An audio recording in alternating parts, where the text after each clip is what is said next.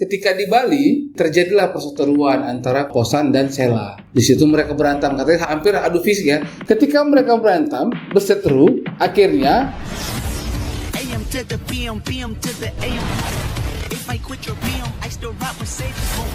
If I quit this season, I still beat the Oke, selamat sore, selamat berjumpa kembali dengan saya di sini. Kita masih searching terus di Kacamata Hitam Official, yang beberapa video kemarin sangat responsif dari para netizen ya. Apalagi pembahasan kita kemarin mengenai seputaran band Kotak dan kemudian permasalahan band yang ada terjadi di Indonesia ini. Dan kali ini masih tetap pembahasan dengan Kotak, yang kita di sini fokuskan untuk berbicara mengenai sosok Posannya ya.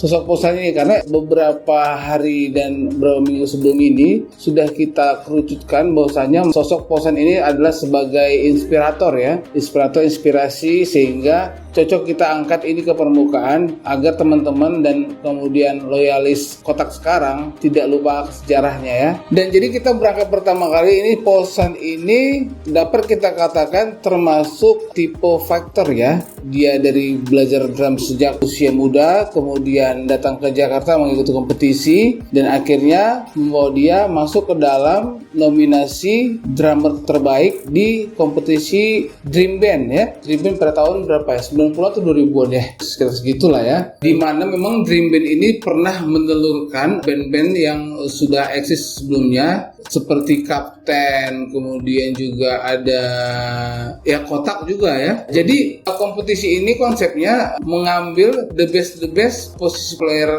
masing-masing. Ada drummer terbaik, ada vokalis terbaik, ada gitaris terbaik, ada keyboardis terbaik, kemudian digabungkan. Ini sangat diminati dulunya ya oleh anak muda se-Indonesia. Ketika acara Dream Band berlangsung, itu ratingnya tinggi sekali. Jadi kemudian ini terdapat kemudian the best playernya dan digabungkan. Nah, jadi di situ kelihatan ya, memang dia berangkat dari nol ya, dari bukan siapa-siapa, kemudian menuju Jakarta dan mengikuti kompetisi dan kemudian berhasil. Nah, setelah bergabung itu, untuk loyalis ke bandnya itu sangat luar biasa. Apalagi Posan ini untuk bisa bandnya berkembang, dia rela untuk membantu sesama bandnya sendiri. Seperti yang kita tahu bahwa istilahnya dia menolong tantri. Tapi sebelum tantri itu ada Pare ya. Kemudian seiring berjalan, Pare memilih untuk hengkang dari Kotak, kemudian Kotak memilih tantri sebagai pengganti Pare.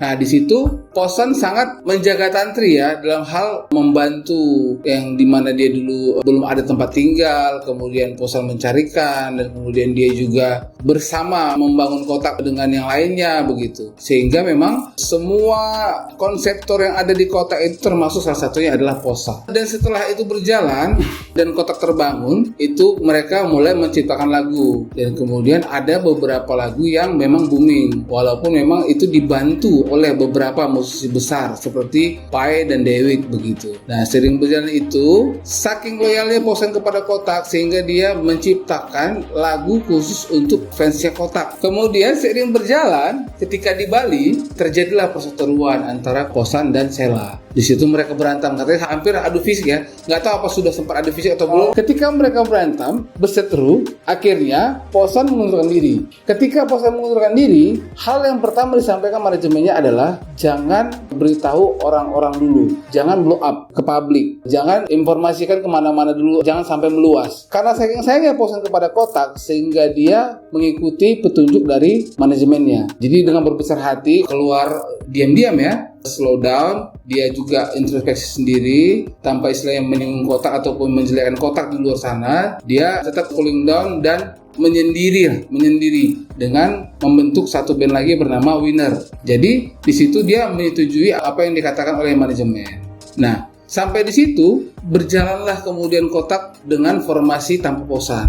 Dan kemudian setelah 11 tahun kemudian, dalam proses 11 tahun ini, Posan sudah sering menanyakan tentang haknya kepada mereka. Namun jawabannya tidak pasti ya, abu-abu selalu, sehingga dia mungkin sabar. Namun sudah 11 tahun, akhirnya dia sudah tidak sabar lagi dan akhirnya bersuara. Setelah itu, permasalahan kemudian ketika dia bersuara, tidak ada yang menanggapi. Harusnya sebenarnya di sini kita melihat yang pertama kali merespon adalah manajemennya, karena Posan sudah menuruti apa kata manajemennya untuk tidak memblow up ataupun tidak menjelekkan kotak di luar sana. Namun ketika dia merespon dengan meminta haknya dan tidak direspon oleh manajemen kotak, di situ dia kecewa. Sehingga tepat waktu 11 tahun dia baru kemudian mengeluarkan undang-undang itu ke media sosial, karena sudah tidak ada lagi tempat dia mengadu dan tempat dia meminta haknya. Namun apa yang terjadi ketika dia meminta itu, apa yang diminta haknya itu tidak terrealisasi, dan 11 tahun itu menunggu dan sabarnya sudah habis. Akhirnya dia meminta respon daripada pihak kota, namun tidak terjadi, sehingga dia membulap ini ke media sosial.